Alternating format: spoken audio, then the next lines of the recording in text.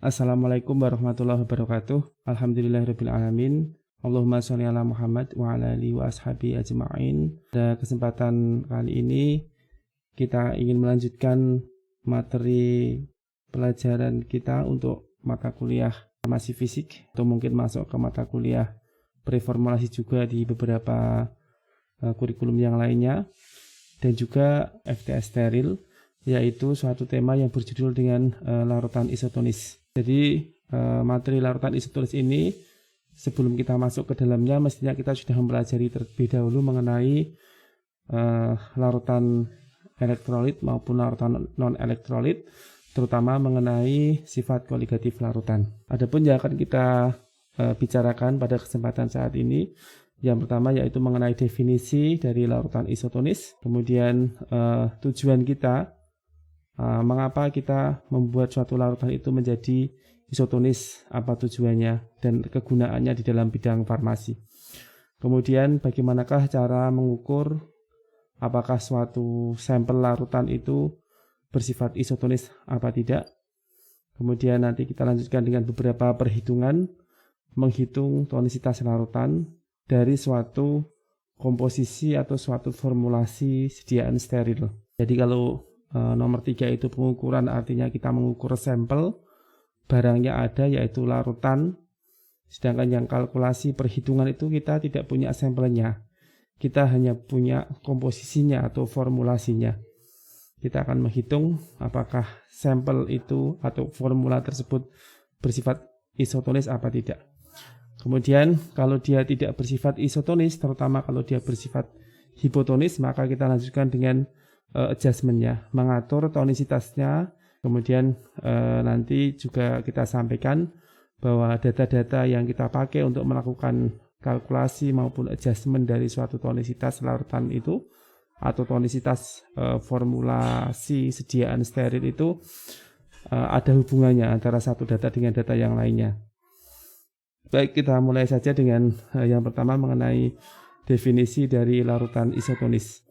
Dari namanya larutan isotonis, itu ada dua kata yang kita gabung, yaitu iso dan tonicity. Iso itu ya biasanya kita menggunakan kata iso itu seandainya dua hal kita bandingkan dia mempunyai sesuatu yang sama. Misalnya isotop itu dia mempunyai jumlah proton yang sama misalnya, tapi nomor masanya berbeda. Dan iso-iso yang lainnya juga isotonis, maka dua buah larutan itu kita katakan isotonis kalau dua larutan itu mempunyai tonisitas yang sama. Kita tahu bahwa tonisitas itu salah satu sifat dari koligatif larutan, sehingga kalau dia mempunyai tonisitas yang sama, mestinya dia juga mempunyai penurunan titik beku yang sama, kemudian tekanan uap yang sama, kemudian titik didih yang sama, dan seterusnya. Jadi isotonis itu adalah suatu sifat koligatif larutan, yaitu sifat koligatif larutan itu adalah sifat yang sangat ditentukan oleh konsentrasi molekular dari suatu solut.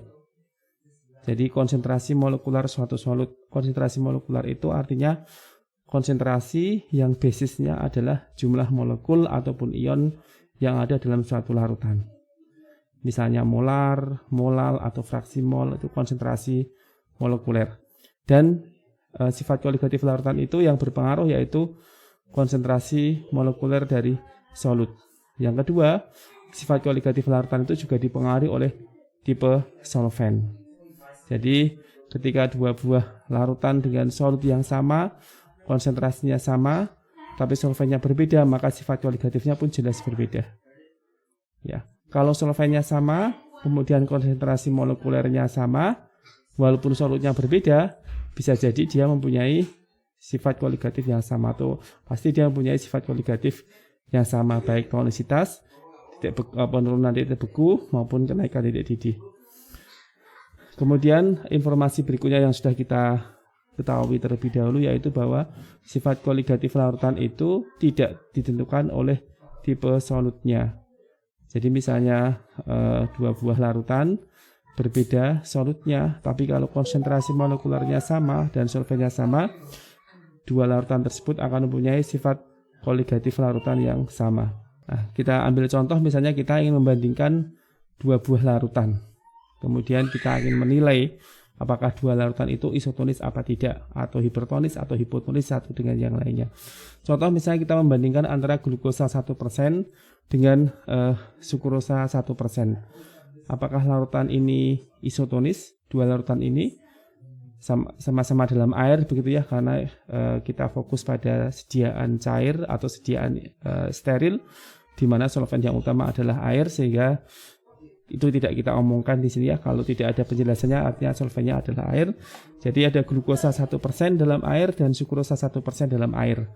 Beda ini, satu glukosa satu sukrosa, ya beda. Kadarnya sama-sama 1%. Apakah dia isotonis? Maka salah satu yang kita singgung di depan tadi bahwa konsentrasi yang menentukan sifat kualitatif larutan itu bukanlah konsentrasi dalam bentuk persen seperti ini, tapi konsentrasinya yaitu konsentrasi molekuler. Apakah dalam 1% glukosa ini jumlah glukosanya, jumlah molekul glukosanya sama dengan jumlah molekul sukrosa dengan konsentrasi 1%? Tentunya berbeda. Kenapa? Karena ini sama-sama 1%, itu ya, sama-sama 1%, sedangkan berat molekulnya glukosa dengan sukrosa itu berbeda. Glukosa berat molekulnya kurang lebih separuhnya sukrosa, sehingga kalau sama-sama kadarnya 1%, artinya bobotnya sama, maka molekul glukosanya lebih banyak, sehingga glukosa 1% itu hipertonis dibandingkan dengan sukrosa 1%. Jadi dia tidak isotonis. Contoh yang lainnya misalnya NaCl 1% dengan NaBr 1%. Sama seperti tadi pembahasannya, sama-sama konsentrasinya 1%, tetapi ini konsentrasi dalam bentuk persen massa per volume, bukan konsentrasi molekuler. Banyak mana molekulnya NaCl 1% dengan NaBr 1%. Nah, tinggal kita lihat aja berat molekul NaCl dibandingkan dengan berat molekul NaBr. Kalau kita lihat Na-nya sama, kemudian Cl dengan Br besar berat mana? Kita bisa lihat di sistem periodik unsur itu ya, FCl BRI, itu F, kemudian Cl, kemudian Br, kemudian I, berarti Br lebih besar daripada Cl, artinya berat molekul NaBr ini lebih besar daripada berat molekul NaCl, sehingga ketika kadarnya sama-sama 1%, maka jumlah molekulnya itu lebih banyak yang berat molekulnya kecil, yaitu NaCl, sehingga dia tidak isotonis, tapi NaCl itu lebih besar tonisnya daripada NaBr. Nah, kita lanjutkan. Terus yang seperti apa yang isotonis? Ini adalah contoh sama-sama 1 molar kalau sekarang ya, sama-sama 1 molar. 1 molar itu adalah 1 mol per liter. Jadi ini juga 1 mol per liter ya. Kalau dia sama-sama 1 mol per liter, maka artinya jumlah partikel atau jumlah molekul sukrosanya dan glukosanya sama, karena sama-sama 1 molar, yaitu 6,02 kali 10 pangkat 23 positif ya, 23 molekul. 6,02 kali 10 pangkat 23 molekul sukrosa maupun glukosa, kalau ini sama-sama 1 molar, walaupun BM-nya berbeda, tapi jumlah molekulnya sama, sehingga dua larutan ini baru dia bersifat isotonis. Tadi yang ini tidak isotonis, ini juga tidak isotonis, ini baru isotonis karena konsentrasinya sudah dalam bentuk konsentrasi molekuler. Kemudian kita bandingkan lagi glukosa 1 molar dengan NaCl 1 molar. Apakah isotonis? Ya benar, ini sama-sama 1 molar, oke. Tapi apakah isotonis? Maka kita lihat bahwa glukosa itu ketika kita larutkan dalam air, dia tetap jadi glukosa, jadi tidak mengalami proses jadi berapa partikel begitu ya. Tetap satu partikel, satu glukosa tetap jadi glukosa. Tapi NaCl itu akan mengalami ionisasi menjadi Na+ dan Cl-. Nah, kita dalam menghitung jumlah molekulnya atau ionnya tadi saya bilang gitu ya, bisa jumlah molekulnya atau jumlah ionnya, maka di sini menjadi 2 kali lipat karena 1 NaCl menjadi 1 Na+ dan 1 Cl-, sehingga ini menjadi 2 kali lipatnya si glukosa. Artinya glukosa hipotonis terhadap NaCl. Glukosa 1 molar hipotonis terhadap NaCl 1 molar. Jadi ini juga tidak isotonis. Jadi ini yang isotonis hanya glukosa 1 molar dibandingkan dengan sukrosa 1 molar, itu sifatnya isotonis. Tetapi kenapa dalam pembahasan atau dalam buku-buku itu kita sering menyebut bahwa suatu larutan itu bersifat isotonis. Padahal cuma satu larutan. Satu larutan kita bisa mengatakan isotonis. Artinya mesti ada sesuatu yang disembunyikan, yaitu larutan pembandingnya. Gitu ya. Itu yang akan kita pelajari di sini, bahwa kalau kita mengatakan sebuah larutan itu bersifat isotonis, itu artinya adalah kita bandingkan dengan suatu larutan yang lain, yaitu NaCl 0,9%.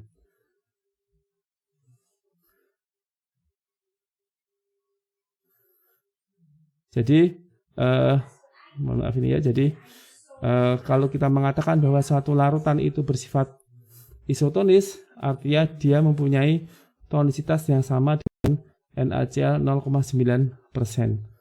Kenapa seperti itu? Karena NaCl 0,9% itu mempunyai tonisitas yang sama dengan larutan fisiologis. Ya, jadi kita bandingkan dengan larutan fisiologis yang bisa berupa plasma darah, bisa juga diasitoplasma gitu ya, atau mungkin juga air mata, itu adalah larutan fisiologis. Dia mempunyai tonisitas yang sama dengan NaCl 0,9%. Sekarang kita lanjutkan dengan tujuan kita membuat suatu larutan itu bersifat isotonis, supaya dia mengapa harus kita buat dia mempunyai tonisitas yang sama dengan larutan fisiologis. Kalau kita gambarkan ada darah begitu ya, kemudian darah itu kita campur dengan 3 macam larutan, yaitu NaCl 0,2%, NaCl 0,9%, dan NaCl 2% gitu ya. Kita campur, kemudian kita lihat di bawah mikroskop pada variasi waktu begitu ya, biar kita bisa melihat perubahan dari waktu ke waktu. Maka kita akan mendapati bahwa darah yang dicampur dengan NaCl 0,2% itu akan mengalami suatu proses yang disebut dengan hemolisis, yaitu pecahnya sel darah merah sehingga hemoglobinnya keluar. NaCl 0,2% yang menyebabkan hemolisis ini kita sebut dengan larutan yang bersifat hipotonik. Nanti akan kita jelaskan kenapa kok hipotonik itu bisa menyebabkan terjadinya proses hemolisis dari sel darah merah. Sedangkan yang dicampur dengan NaCl 0,9% ternyata tidak mengalami perubahan dari sel darah merahnya, tetap normal. Sehingga NaCl 0,9% itu kita sebut sebagai larutan yang bersifat isotonis. Sedangkan yang NaCl 2%, NaCl 2% itu ternyata menyebabkan proses krenasi, yaitu mengkerutnya sel darah merah. Sehingga NaCl 2% itu kita sebut sebagai larutan yang bersifat hipertonis. Kenapa yang hipertonis bisa menyebabkan krenasi, yang hipotonis itu menyebabkan hemolisis?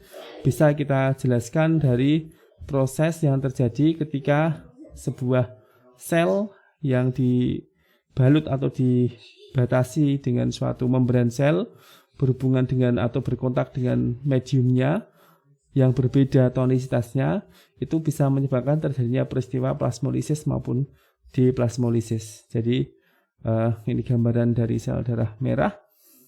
Sel darah merah itu tidak punya dinding sel, ya, sel hewan tidak punya dinding sel, dia hanya punya membran sel.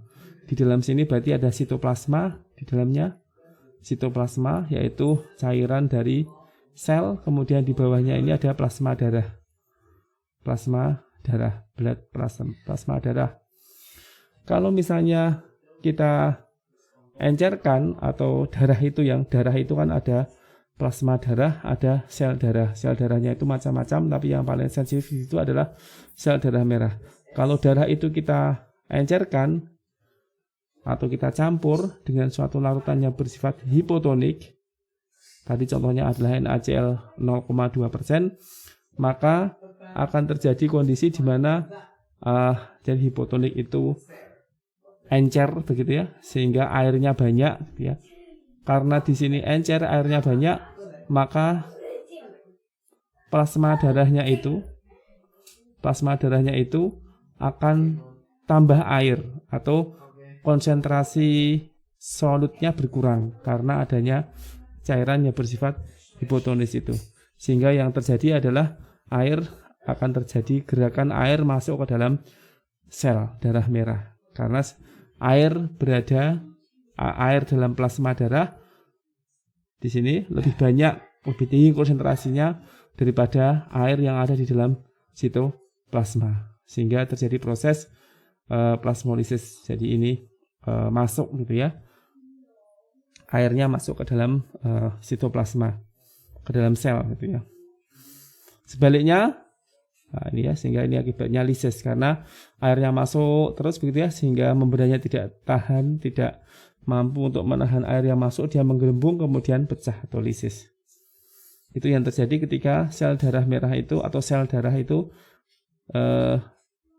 mendapatkan media yang lebih encer daripada plasma darah. Ya. Sekarang apa yang terjadi kalau misalnya darah itu kita campur dengan cairan yang bersifat hipertonis? Ketika cairannya itu bersifat hipertonis, itu artinya dia jumlah solutnya banyak begitu ya, atau jumlah airnya sedikit dibandingkan dengan plasma darah. Jadi airnya lebih sedikit daripada plasma darah, maka yang terjadi adalah air itu akan bergerak keluar dari sel darah merah. Kenapa? Karena jumlah air di luar ini lebih sedikit daripada jumlah air yang ada di dalam. Jumlah dalam arti konsentrasi begitu ya. Konsentrasi air di dalam sel lebih besar daripada konsentrasi air di luar sel. Semula sebelum kita tambah cairan hipertonis sama, sehingga pada kondisi normal tidak ada apa-apa gitu ya, tidak diinfus misalnya darah kita, maka kondisinya plasma darah dengan sitoplasma mempunyai tonisitas yang sama sehingga sel darah merahnya normal. Tetapi ketika dia diencerkan dengan cairan hipotonis, misalnya infus yang besar dengan cairan hipotonis, airnya di plasma darah menjadi banyak sehingga airnya masuk. Sebaliknya kalau ditambah dengan cairan yang bersifat hipertonis, artinya konsentrasi airnya menjadi berkurang, maka air dalam sitoplasma akan bergerak keluar ya. Sehingga di dalam sel menjadi kekurangan air dan akan terjadi pengkerutan dari sel darah merah tersebut. Itu yang disebut dengan krenasi. Kalau dia di dalam cairan yang isotonis, maka terjadi kesetimbangan antara air yang ada di dalam sel, dalam sitoplasma, dengan air yang ada di dalam plasma darah, sehingga kondisinya tetap normal-normal saja. Jadi itu adalah dasar mengapa kita harus membuat suatu sediaan itu menjadi isotonis. Kenapa? Karena kalau suatu sediaan injeksi misalnya ya, atau infus itu tidak isotonis, dia bisa berisiko terjadinya krenasi ataupun terjadinya hemolisis. Ya, kedua-duanya itu kedua-duanya sakit begitu ya. Tetapi memang yang krenasi itu nanti dengan hidrasi yang banyak dia akan pulih. Dengan minum yang banyak dia akan pulih, bisa normal kembali. Tetapi yang sudah lisis kayak gini itu sudah nggak bisa lagi untuk digabungkan ya, kita kehilangan beberapa darah. Sel darah merahnya banyak yang pecah karena masuknya cairan yang bersifat hipotonik tersebut. Yaitu nanti akan dikompensasi dengan keringat yang banyak atau urin yang banyak begitu untuk segera membuang air yang terlalu banyak tersebut. Oke, jadi itu tujuannya kenapa kok dibuat isotonik. Tujuannya supaya sel darah merahnya tetap normal begitu. Kemudian bagaimanakah kita mengukur suatu larutan itu isotonis apa tidak? Jadi ini pengukuran tonisitas. Mengukur itu artinya kita mempunyai suatu sampel larutan di sini ya. Ada barangnya, kita bisa megang itu barangnya, yaitu larutan dalam air. Kita ingin tahu tonisitasnya. Kita ingin tahu apakah cairan ini hipotonis, hipertonis, atau isotonis. Itu namanya adalah pengukuran. Pengukuran dari tonisitas artinya menentukan tonisitas dari suatu sampel larutan. Jadi kita mempunyai barang. Bagaimana cara mengukurnya? Jadi ada dua metode. Yang pertama yaitu metode hemolisis. Jadi cara mengukurnya dengan metode hemolisis yaitu larutan yang kita miliki itu kita anggap sebagai sampel begitu ya. Kita campur dengan darah. Tentunya diberi antikoagulan biar tidak menjendal itu darahnya. Dicampur, kemudian kita lihat di bawah mikroskop kita amati apa yang terjadi. Seperti yang sebelumnya tadi ya, sampel dicampur dengan darah tadi, sampelnya ada NaCl 0,2%, NaCl 0,9%, NaCl 2%, hasilnya 3 macam tadi ya. Maka ini prinsipnya kita pakai itu, sampel kita campur dengan sel darah merah atau dengan darah gitu aja lah ya. Kemudian kita lihat apa yang terjadi, apakah terjadi hemolisis. Kalau terjadi hemolisis berarti sampel yang kita uji tadi, yang kita ukur tadi sifatnya adalah hipotonis. Karena akan terjadi sel darah merah berada dalam lingkungan yang kecil tonisitasnya, sehingga isi dari sel darah merah itu airnya akan keluar. Kalau normal-normal saja, maka artinya sampel kita bersifat isotonis. Tapi kalau terjadi krenasi, mengkerut sel darah merahnya, maka artinya sampel kita itu bersifat hipertonis. Itu adalah pengukuran tonisitas dengan metode hemolisis. Tapi kita nggak dapat angka, walaupun pengukuran tapi nggak dapat angka. Hanya dapat kesimpulan dia hipotonis atau isotonis atau hipertonis. Tidak mendapatkan angka yang pasti dari pengukuran ini. Walaupun kalau misalnya mau pasti ya jumlahnya jangan hanya di mikroskop kimia, agak banyak gitu ya, agak banyak dalam tabung reaksi misalnya, nanti kemudian kita sentrifuge, bandingannya kita ukur pakai spektro, merahnya seberapa yang menggambarkan nilai tonisitasnya bisa jadi angka, nanti kita bisa mengkonvert absorban warna merahnya itu terhadap nilai tonisitasnya. Tentunya ada kurva bakunya terlebih dahulu. Kemudian yang kedua yaitu dengan menggunakan metode sifat koligatif larutan. Jadi tonisitas itu adalah salah satu sifat koligatif larutan, tetapi kalau kita ngukur berapa pressure-nya, tonisitas itu kan tekanan ya, tekanan osmosisnya berapa itu ya, itu kan lebih sulit itu ya, maka kita menggunakan parameter sifat koligatif yang lainnya, yang bukan tonisitas, yaitu yang paling mudah kita ukur, yaitu penurunan titik beku.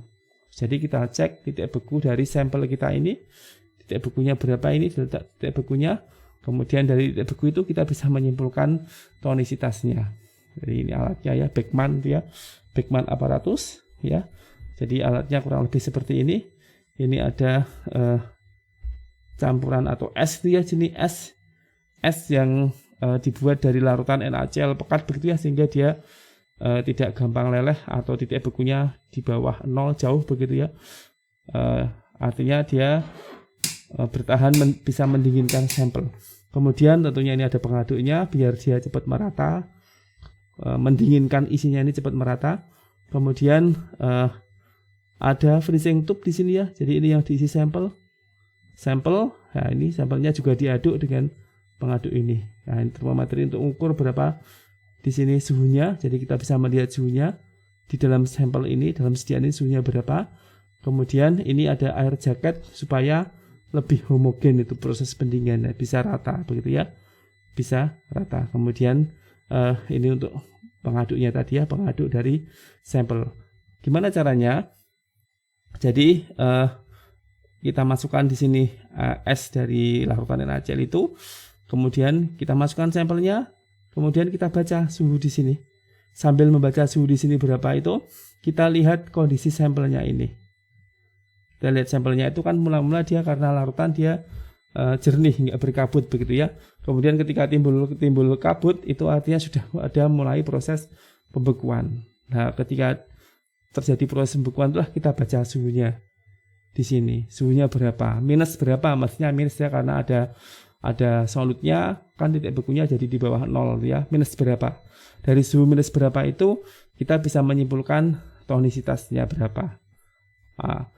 Jadi kalau dia membeku itu ya, suhunya turun 0,52 Kelvin, kurang dari 0,52 Kelvin, maka bersifat hipotonis. Jadi ini titik bekunya, ini adalah penurunan titik bekunya.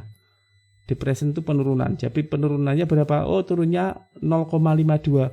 Artinya berapa titik bekunya? Titik bekunya berarti kurang dari atau lebih dari ya, maaf ya. Lebih dari minus 0,52.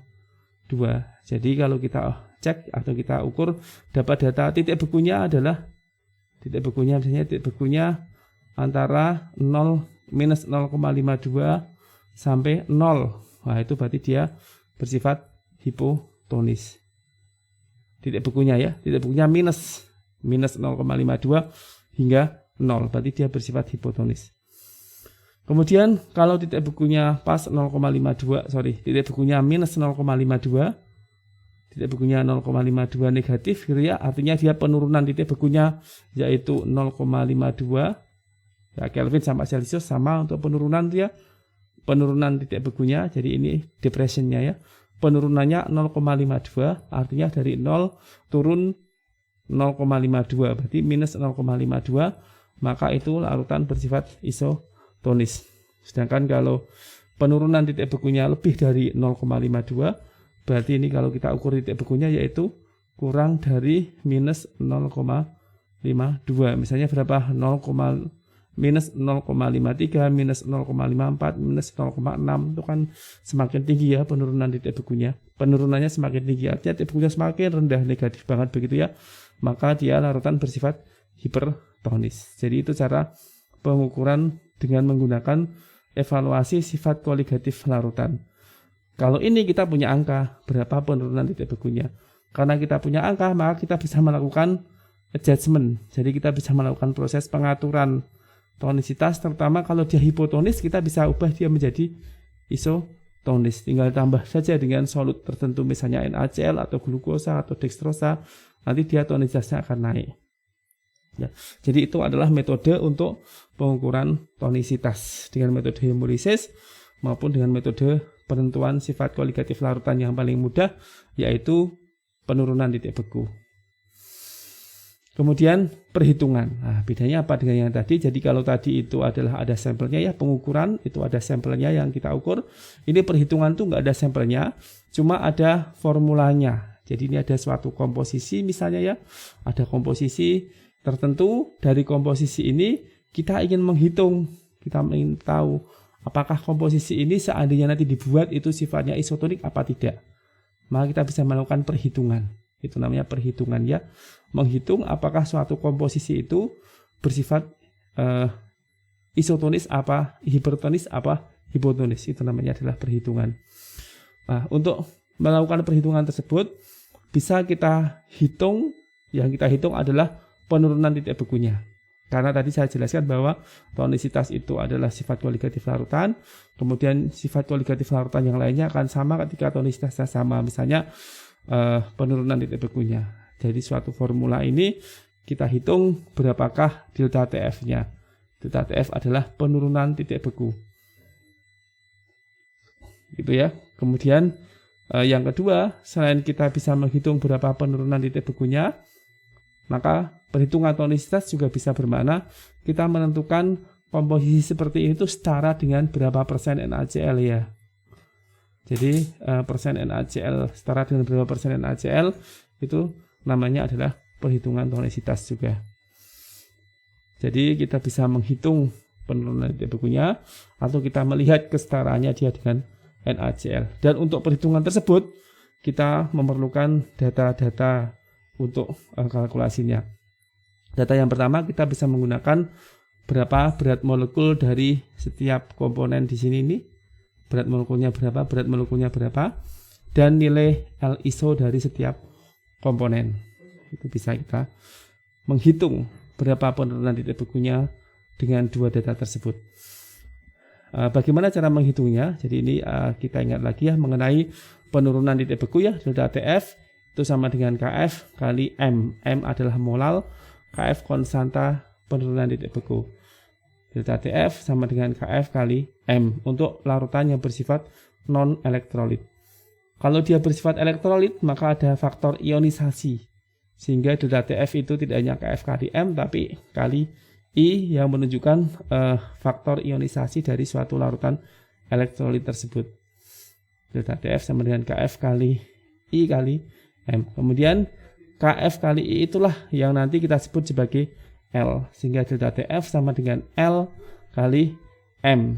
Nah, kalau kita membuat banyak larutan dengan bervariasi konsentrasi begitu ya, kemudian kita ukur delta TF-nya, jadi pengukuran ya, sebelumnya tadi itu ya, kita buat larutan yang banyak dengan variasi konsentrasi, kemudian kita ukur delta TF-nya berapa, kita bisa mendapatkan nilai konsentrasi yang menghasilkan delta TF 0,52. Nah, konsentrasi tersebut disebut dengan konsentrasi isotonik. Jadi konsentrasinya itu berapa mol, itu adalah konsentrasi isotonik, yaitu konsentrasi yang memberikan delta TF 0,52. Maka L-nya bisa kita hitung, L sama dengan delta TF per M.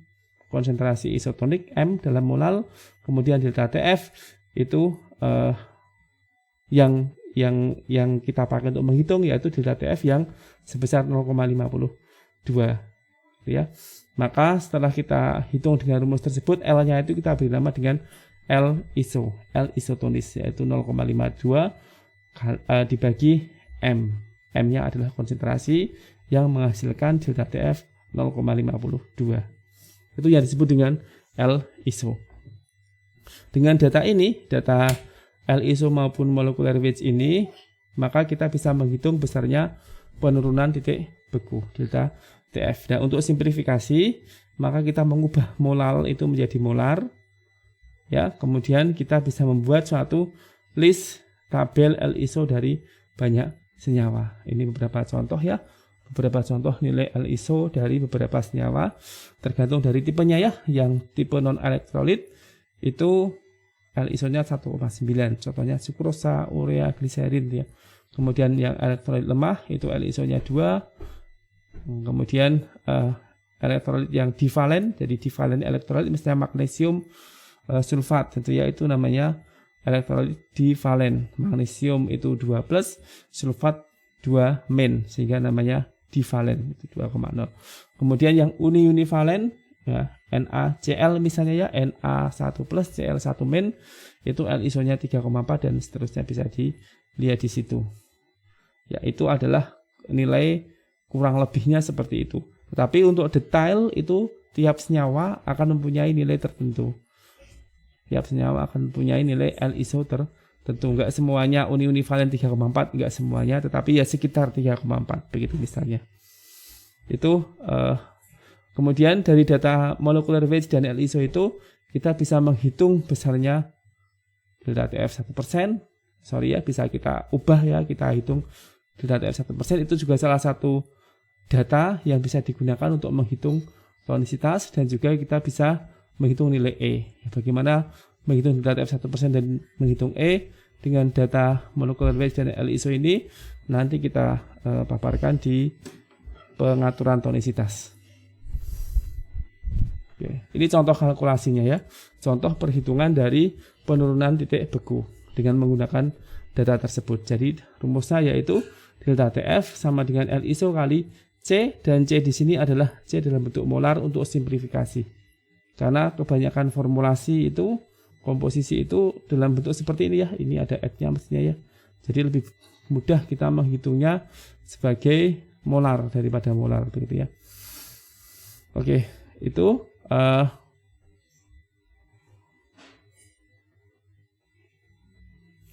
bagaimana menghitungnya? Misalnya contohnya yang ini aja ya, kita pakai contoh yang sudah dari sini aja. Delta TF sama dengan L iso. Kalau ini L iso kali M untuk 1 ya. Kalau banyak ada 2 di sini, maka tinggal kita jumlahkan saja. Delta TF sama dengan L iso pertama kali M pertama tambah L iso kedua kali M kedua, gitu ya. Dimana M itu adalah mol per liter atau milimol sama ya. Jadi kita mol per liter ataupun milimol per mililiter itu sama ya. Dimana mol adalah gram per MB. Tinggal kita masukkan saja nilainya di sini. Delta TF sama dengan 3,3 yaitu L iso dari morfin HCl. Ya, nggak pas tadi saya galangkan 3,4 yang univalen, ini 3,3 kali molarnya berapa di sini. Jadi 30 mg jadikan milimol, yaitu dibagi dengan BM. Ini BM-nya morfin HCl, 30 dibagi 375,85, itu dapatnya adalah milimol, karena miligram dibagi BM milimol, kemudian dibagi lagi dengan volume dalam bentuk mililiter. Jadi milimol per mililiter ini sudah ketemunya molar. Jadi ini adalah molarnya si morfin HCl. Kemudian yang kedua nikotinamid, L isonya 1,9. Kemudian molaritasnya yaitu ini 100 mg dibagi dengan 122,13 dapatnya adalah milimol, kemudian dibagi 5 ml dapatnya yaitu molar. Jadi itu rumusnya, tinggal kita hitung semuanya, kemudian kita jumlahkan delta TF-nya, kita mendapatkan 0,36 kurang dari 0,52 berarti dia bersifat hipotonis. Jadi contoh perhitungan tonisitas itu adalah seperti ini. Kita menentukan delta TF-nya, kemudian menyimpulkan tonisitasnya. Kemudian kalau kita mau mengubah, tadi kan saya jelaskan di depan bahwa kita menghitung itu bisa menentukan delta TF-nya, kemudian menghitung yang lainnya itu adalah menentukan kesetaraannya dengan NaCl. Jadi kalau komposisi seperti ini itu setara dengan berapa persen NaCl toh? Ya, maka kita bisa mengubahnya. Kita sudah hafal tadi ya, kalau 0,9% NaCl itu bersifat isotonis mempunyai penurunan titik beku 0,52. Itu dihafalkan ya, 0,9% NaCl itu titik bekunya atau penurunan titik bekunya yaitu 0,52. Dihafalkan. Maka kalau di sini delta TF-nya adalah 0,36 itu setara dengan berapa persen NaCl toh? Jadi 0,9% itu adalah 0,52. Kalau di sini yaitu 0,36 itu setara dengan berapa persen NaCl. Maka di sini kita bisa menghitung dengan persamaan atau dengan equation seperti ini ya, 0,36 per 0,52 kali 0,9% sama dengan 0,63%. Ini berarti ya sama, ini juga hipotonik jelas karena dia lebih kecil daripada 0,9. Begitu. Jadi itu yang dimaksud dengan menghitung tonisitas. Ya. Sekarang kalau adjustment itu bagaimana mengatur tonisitas itu? Jadi mengatur tonisitas itu kalau misalnya dia dari suatu sampel yang sudah kita ketahui atau yang ada barangnya dia, maka adjustment tonisitas itu artinya adalah mengukur dulu ya, mengukur tonisitas, kemudian dilanjutkan dengan mengaturnya. Jadi mengukur penurunan titik bekunya, kemudian dari nilai titik bekunya itu kita bisa menghitung berapakah NaCl atau sukrosa atau glukosa ya untuk pengatur tonisitas yang harus ditambahkan untuk mendapatkan delta TF 0,52. Jadi setelah kita ukur, kemudian kita dapat data delta TF, kemudian dari data delta TF itu kita balik kurang berapa supaya delta TF-nya menjadi 0,52, kurang NaCl berapa atau kurang sukrosa berapa supaya dia menjadi 0,52. Itu adalah adjustment tonisitas. Contohnya ya, setelah kita ukur tadi ya pakai menggunakan alat ini Beckman, kita mendapatkan delta TF 0,42 atau TF-nya minus 0,42 derajat Celcius. Artinya dia sifatnya adalah hipotonis karena delta TF-nya kurang dari 0,52. Perlu NaCl berapa supaya menjadi isotonis? Tinggal kita hitung aja ya. Kekurangan delta TF-nya atau delta TF-nya masih 0,42 itu biar menjadi 0,52 kurangnya berapa? Ini bisa kita hitung ya, kurangnya berapa ya? 0,52 minus 0,42 yaitu 0,1 gitu ya berarti ya. Jadi kurangnya 0,1. Kemudian kembali seperti kesetaraan tadi ya. Jadi 0,52 kurangi 0,42 dan 0,1, delta TF-nya kurang 0,1, begitu ya. Itu perlu NaCl berapa? Begitu. Sedangkan kalau 0,9% untuk NaCl itu delta TF-nya yaitu 0,52 ya. Maka kita bisa menggunakan persamaan ini ya kan. Jadi 0,1 per 0,52 kali 0,9%. Kita mendapatkan nilai 0,17%. Artinya setiap 100 ml sampel ini perlu penambahan 0,17 gram NaCl. begitu. Jadi ini agak datar gini ya, kalau ditulis lebih enak 0,1 atau 0,52 minus 0,42 per 0,52 kali 0,9%. Itu hasilnya yaitu ini 0,17%. Sehingga setiap 100 ml sampel ini kekurangan NaCl sebanyak 0,17 gram. Itu adjustment yang pertama. Yang kedua yaitu adjustment dari formula. Dari kalau sudah komposisi atau formula seperti ini, kita ingin menghitung berapa NaCl solid yang harus ditambahkan sehingga dia menjadi isotonis. Itu namanya adjustment untuk suatu komposisi atau suatu formula. Bisa juga kita balik. Jadi kalau komposisi seperti ini, kita ubah dulu, kita buat dulu, airnya jangan langsung 5 ml, tapi airnya berapa? Kurang dari 5 ml di sini ya. Tetapi sifatnya adalah hasilnya isotonis. Jadi kalau airnya 5 ml dia hasilnya adalah hipotonis, maka ini tidak langsung 5 ml, tapi berapa mili, berapa 3 atau berapa kita hitung di situ ya. Tapi sifatnya menjadi isotonis. Habis itu baru ditambah dengan NaCl solution, tapi di sini ya, larutan NaCl ya. Larutan NaCl di sini yang kita tambahkan sampai volumenya menjadi kembali seperti yang ada di formula. Jadi itu pengaturan tonisitas untuk suatu komposisi atau suatu formulasi. Yang seperti ini, yang kita menghitung NaCl pada seperti ini, namanya metode kelas 1, yaitu ada metode Kriskopik. Kriskopik dengan data, ini data yang dipakai untuk metode Kriskopik yaitu delta TF 1%. Ya, delta TF 1% untuk metode Kriskopik.